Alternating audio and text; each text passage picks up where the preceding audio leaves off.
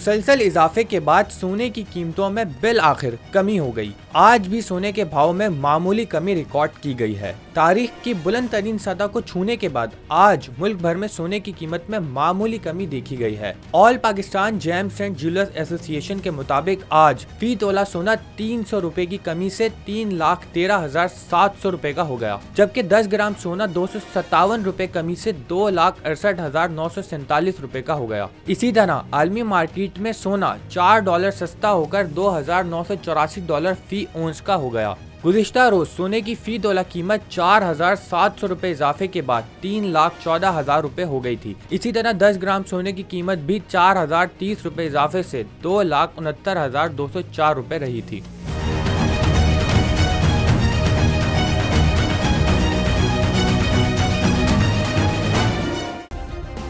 Subscribe करें और bell दबाएं ताकि कोई खबर रह न जाए।